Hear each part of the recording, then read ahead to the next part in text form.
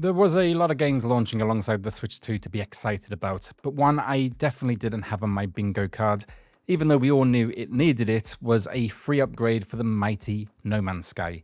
You know, this game is huge, ambitious, and brilliant, but the original Switch version it struggled. So this upgrade, announced unexpectedly the day before the system dropped, it caught me off guard, but in the best possible way.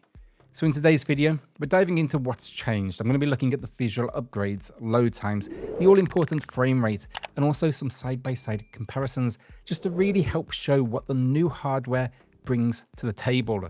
And if you're new here or just enjoying this performance-focused series, make sure to subscribe. We are a smaller channel, but we've been at this now for 7 years, pumping out Switch 1 content, hundreds of reviews, deals, news, all that good stuff. So yeah, again, you enjoy it, do us a favor, subscribe, it helps us a huge amount. So if you've never played No Man's Sky, it's one of the most ambitious games ever made, a procedurally generated universe with billions of planets to explore, each then with unique landscapes, wildlife and conditions. You can fly from planet to planet seamlessly, build bases, upgrade ships, fight pirates. It's that full spacefaring fantasy. But while the game today is incredible, it definitely didn't start that way. At launch back in 2016, No Man's Sky was infamously undercooked, missing features, lack of depth, and a lot of disappointment.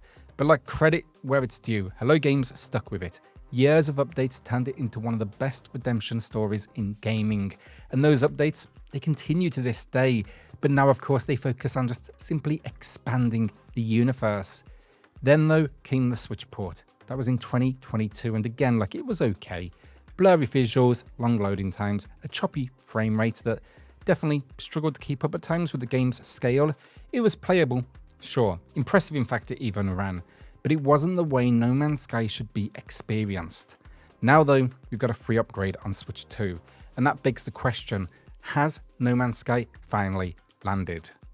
Well, I don't think you need me to tell you this, but on screen right now is the Switch 1 build. It's not bad, as I say. In fact, it's incredibly impressive that they even got it running on the Switch in the first place. But now let's cut to the Switch 2, and oh yeah, look at it. Night and day difference. Honestly, looking at some of the free patches we've had so far, sure they've improved visuals slightly and helped to stabilize frame rate, but this one, just absolutely massive.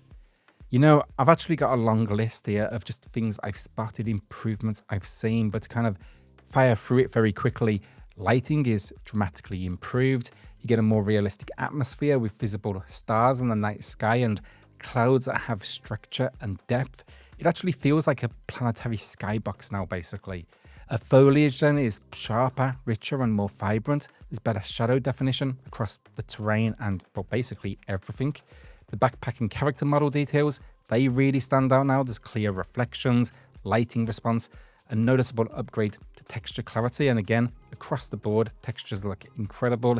You'll also notice ambient lighting playing across equipment, like the glowing rings and the mining beam. It just helps everything pop much more naturally within the environment.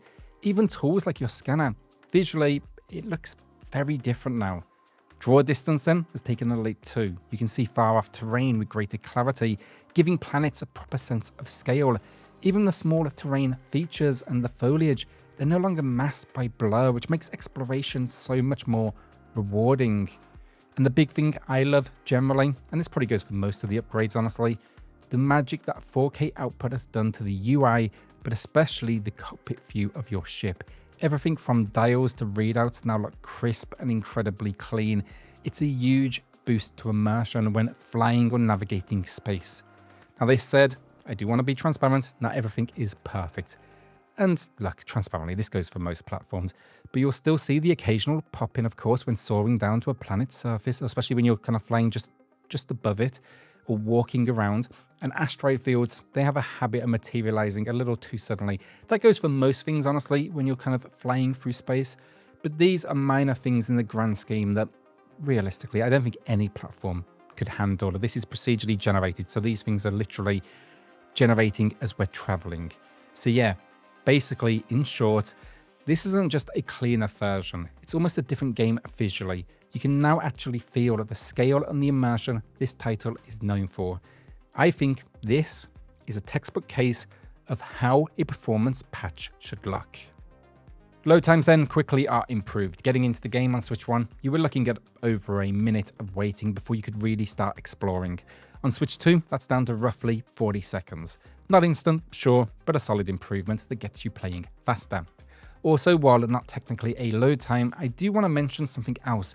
When you first load into the game, loading planetary details, textures, foliage, rocks, all that good stuff, it's considerably improved. On Switch 1, it wasn't uncommon to load in or land on a planet and find terrain still loading in, beneath your feet.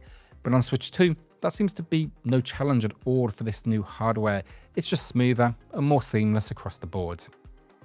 Performance then, and this one really surprised me. Hello Games, they did an exceptional job with the original Switch port when it came to frame rate. Sure, if you built some ridiculous mega base, you could definitely tank it, but for the most part, the game ran at a pretty stable 30 FPS on Switch 1. Now that said, it wasn't perfect. You would of course get drops still, and stuttering was a common issue. Usually it was the world streaming in as you moved quickly or left orbit. You'd feel that kind of hitch. Well, I'm happy to say that on Switch 2, it's 99% solved. I say 99% because I did still encounter a couple of micro stutters, nothing dramatic, just a small moment when the game catches its breath, and honestly, understandable given how seamless the loading is now. But here's what really surprised me. I assumed this would be a capped 30 FPS experience. It's not. In fact, this new build can push past that cap. 30 is your baseline, especially in the more demanding early environments. But when you're on foot or out in space, I was regularly seeing 40, 50 FPS and up. Now, normally, I'm not a huge fan of unlocked frame rates. Rarely do they feel smooth, but this feels excellent. It's fluid, consistent, and doesn't fluctuate in a jarring way. So whether you're exploring, flying, or building, the experience now feels smoother and more responsive. So another big win for No Man's Sky. Now, before we do wrap this up then, I think it's worth highlighting just how much has changed in this Switch 2 update. It's not just a better looking or smoother running version, though that alone is a massive win. This update actually brings the Switch version in line with every other platform. So we are talking full multiplayer support. Finally, something that was missing in the original Switch release. That means co-op exploration, building together, even dogfighting if that's your thing. Add crossplay and cross-save on top, and it means your journey can now continue wherever you go, not just on one system. I may even do a video on the multiplayer support, so if you would like to see that, let me know in the comments. Then there are finally also some huge gameplay additions baked in, like the settlement system. You can now become an overseer, managing planetary towns with citizens, resources, and everything that comes with it. And on top of this, base building's even seen some love too. New tools, upgrades, new towns, new mechanics, and all of this is basically thanks to the beacon update that arrived alongside the release. And that is No Man's Sky, and basically this Switch 2 patch doesn't just fix performance, it's brought the game up to date. It's a fully modern No Man's Sky that is huge. Now, if you have the Switch 1 build, absolutely grab the Switch 2 upgrade.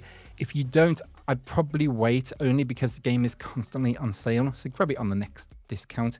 But yeah, look, it's incredible.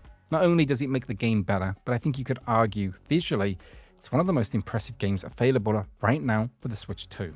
So will you be checking it out? Let me know in the comments. I'm going back to testing Switch 1 games on Switch 2 next. On my list currently is Xenoblade Chronicles 2, Bayonetta 3, Bioshock, and Immortals Phoenix Rising. But if you want to add anything to that list, drop it in the comments below. Alright, thanks for watching, subscribe if you enjoyed it, and I'll see you on the next one. Cheers all.